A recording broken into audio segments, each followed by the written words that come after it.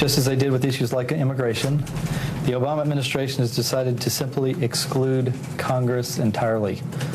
By forcing through his policies by executive action, President Obama has excluded the voice of the people. We stand today to ensure that those voices are heard.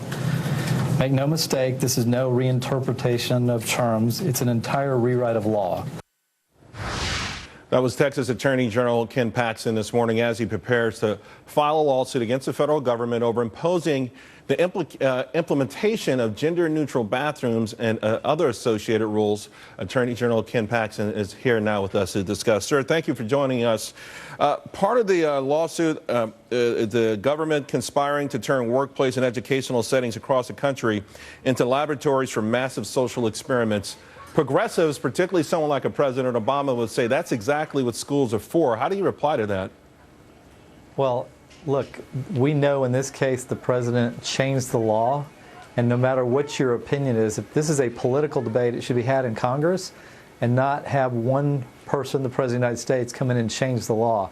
That's why I think you had 11 states total join us today, and I think that's why you're going to see other states come on board as we move forward. Now, when you spoke with some of your fellow attorney generals, obviously, to your point, everyone's jumping on board with this. What were they telling you? You picked up the mantle. You're the lead on this, and I'm sure you were applauded. But what's their concerns as well? Yeah, two concerns. One is the constitutional issue here, which is a president that just changes law. These laws were made in the 60s and 70s. Congress has debated whether to change them or not over the last 20 years.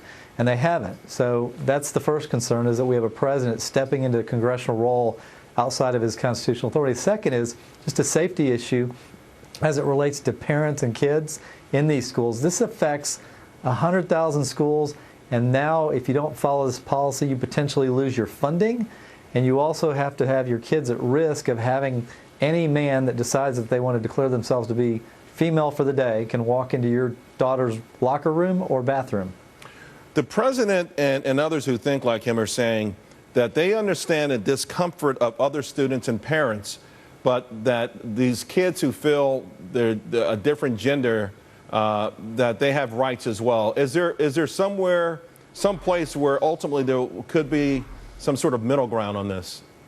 I think that school districts deal with this on a case-by-case basis anyway. It's not like it's ignored by school districts. It's just that the president just can't come in and unilaterally open the door for this broad policy that doesn't just relate to gender identity. It now opens the door for anybody, no matter what they are and how they're thinking. They can change their gender for a day and have the ability to walk into a women's locker room. It's just not right. Ken, about a week ago, Loretta Lynch compared resistance to this to people who wanted to enforce or applaud things like Jim Crow laws. Is that going too far? Yeah, absolutely. She knows as well as I do. She can read Title IX, Title VII. That's the laws we're talking about here. And they don't relate to this new definition that they created. And she can read it, you can read it, or your viewers can read it. The law is not what they're changing it to. They've made it up. Finally, on the money part, you brought it up, the federal government holding states hostage. How long can some of these states that don't necessarily have the financial wherewithal of a Texas hold out without getting federal funding? Well, so that's why we filed for a preliminary injunction and then ultimately a permanent injunction. We want to stop it in its tracks and make them defend, at least while we're going through the process. We want a preliminary injunction so that they don't implement this and hurt our kids. So ultimately, that's why we filed now. We needed to file quickly because we want to make sure that none of our school children are hurt, none of our schools are hurt across the nation. Attorney General Ken Paxton, thank you very much. Really appreciate your time tonight. Thank you.